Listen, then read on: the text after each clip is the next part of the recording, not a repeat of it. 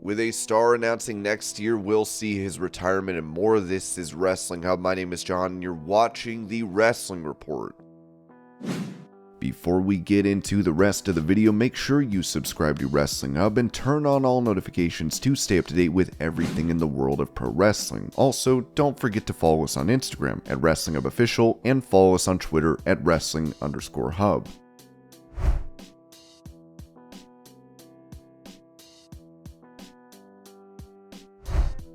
Speaking about the Bloodline on After the Bell, Corey Graves compared the group to the NWO, saying, "These guys are going to run this place for the foreseeable future. There are so many exciting ways that this could go, and I dare say this is a more compelling situation than the NWO because of the reality behind it. When I say they are as deep as they are dangerous, I mean it with every fiber of my being. I gush about these guys constantly. They're my favorites on screen, but they're also a lot of my favorites off screen. I truly believe everything that they do, but for my money right now, the Bloodline is well on its way to being as hot of an act that endures the test of time in this business, second maybe only to the NWO.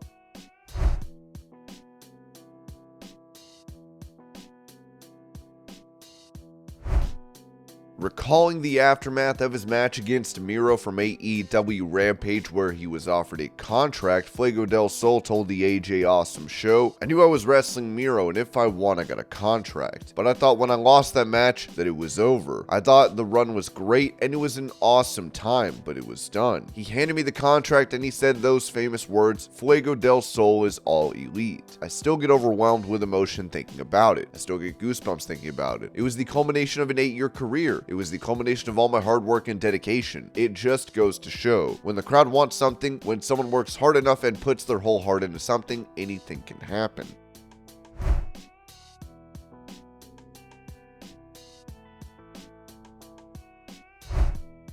Taking to Twitter, WWE Hall of Famer Kevin Nash would ask fans to help him fulfill the request of his late son, who passed away earlier this year, as he wrote, "I never ask for anything, but I'm asking anyone that is willing to subscribe to my podcast, click this. My son passed away 6 weeks ago, and he wanted 100K subscribers so he could get a plaque from YouTube. I want to put it next to his urn. Thank you." AEW President Tony Khan replied, "I subscribed. So should everyone else. Very sorry for your loss." Nash would then write back to everyone, "I can't thank you enough. I love you all. I know he watched this. You made my year not sting so much. It will be a part of his life. You've brought a beat down man to tears. Again, with all my heart, thank you."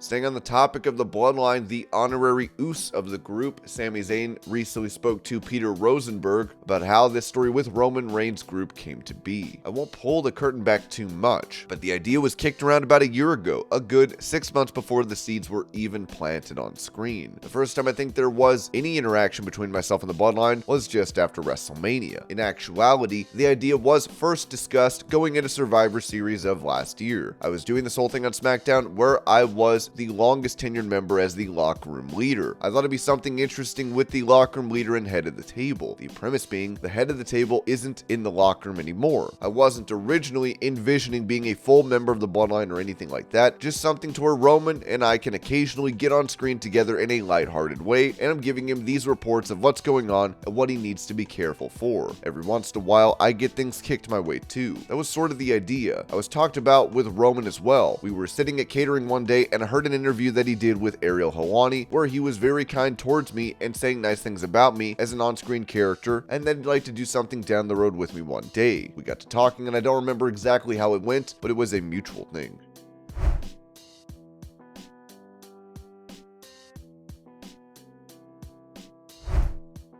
For that same interview, Sami Zayn would also note how he wants to work with former AEW champion Kenny Omega again, saying, "It's guys that I've worked with before that I just miss and that I would love to work with again now, like Kenny Omega just as an example. I'm listing a lot of AEW guys here, but you know, I haven't seen him in 10 years. That's insane. The last time I saw him was in December of 2012, and you know, I miss him and I miss working with him. He was super easy to work. He was a lot like me actually. I thought very detail oriented."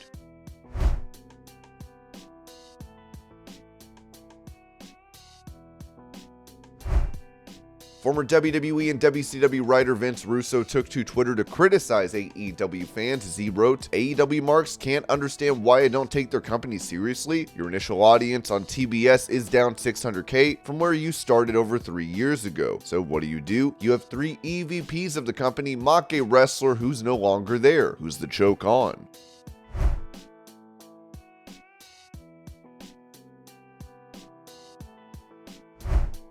Speaking about the physique of Kevin Owens, Dutch Mantel said on his podcast, Owens has a lot of heat on him anyway because if you look at him, he doesn't have the body. He doesn't have the tan. He looks like a cab driver going to get in his cab. Great worker, but his external features or look doesn't fit the profession that he's in. I think they say he still blows up, which in my worst shape, I got tired, but I don't know. He's probably doing 15 minutes every night, so that should keep you in working shape, but I don't know. What can make you blow up too is nerves. If you get nervous, that can hinder your breathing or just emotion, I guess.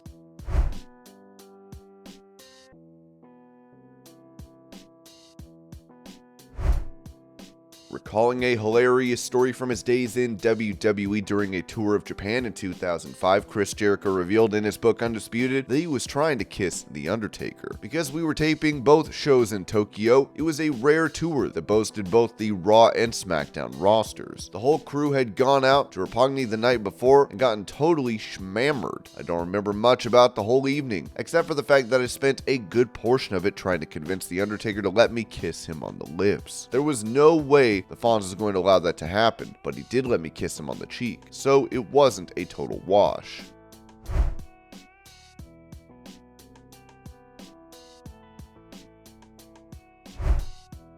Also, in his book, Chris Jericho recalled how Triple H caused a brawl after ignoring a fan that wanted an autograph. The fan was being obnoxious, so Triple H ignored him and got on the lift to his room. The punters started yelling, "All you wrestlers are a-holes. You're a bunch of pussies." One of our referees, Jack Doan, told him to calm down, and the guy popped him in the face and tackled him to the ground. I dropped my bags and ran to Jack's rescue. Bald Boy's friends rushed over to help him. Our guys ran over to stop them. The kickboxers and their hooligan sycophants joined the fray, and suddenly the lobby was a Charlestown Chiefs Syracuse Bulldogs bench clearing brawl. Finally, the cops came and the boxers and their toadies scattered like the Sox after the Greasers defeated them in the parking lot rumble. The cops were WWE fans, and after asking a few questions, they kicked the remaining dregs out of the hotel, got a few autographs for their kids, and left us alone. WWE Superstars 1, Kickboxers 0.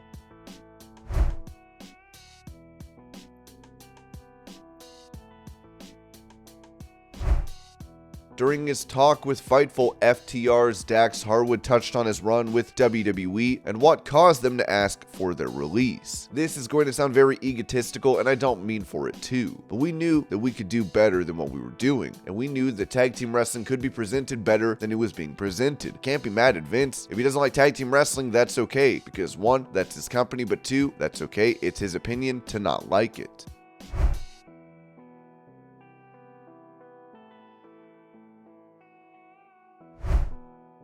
With him reportedly set to feud with MJF over the AEW World title, it seems Bryan Danielson won't be appearing at a fan event, as he took to social media to write, "Due to unforeseen circumstances, I will no longer be appearing at Wales Comic-Con this Saturday, December 3rd. We are working with the team at Wales Comic-Con. Can my appearance for the spring of 2023. Please stay locked into walescomiccon.com as they will have more information once we confirm the new date."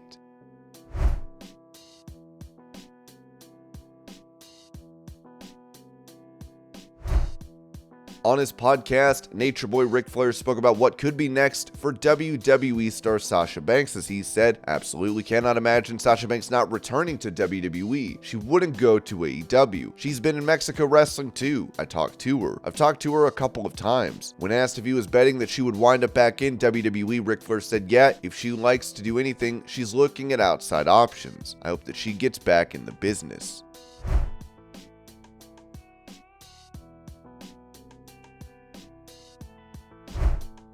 Following his arrest for attempted murder as he tried to shoot a man accused of sexually assaulting his young relative, former UFC heavyweight champion Cain Velasquez has been released from jail and is back working for AAA, as he had this to say to fans in attendance at a recent event. Here's the video.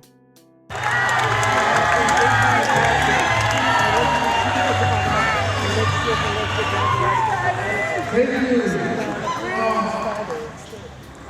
To be here with all you guys right now, to keep them true, I truly appreciate it all. What you guys have always done, supporting me, family. Thank you guys for having me.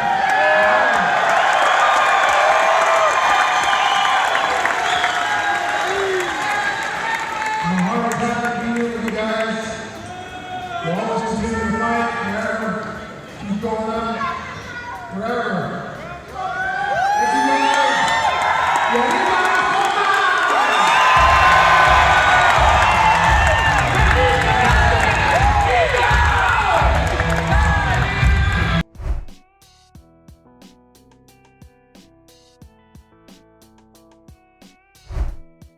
Talking about the likelihood of William Regal leaving AEW for WWE, EC3 told the Wrestling Outlaws that when he went over to AEW, the word was, he said, "I immediately regret this decision." There's very much a maturity issue here within management.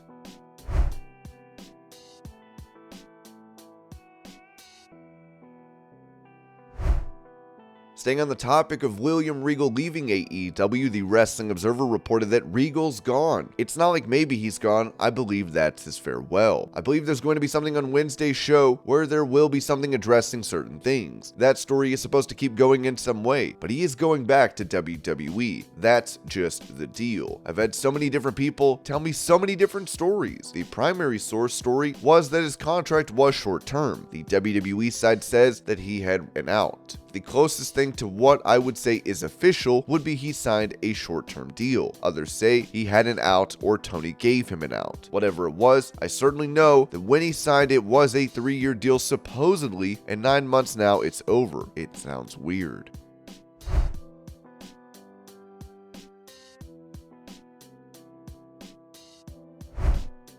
With him nearing the end of his in-ring career, Dustin Rhodes will be done wrestling by the end of next year, as Premier Streaming Networks wrote. Dustin Rhodes has announced at the Blizzard Brawl tapings that 2023 will be his last year wrestling. The full announcement and event will be available exclusively on Premier SN and Blizzard Brawl.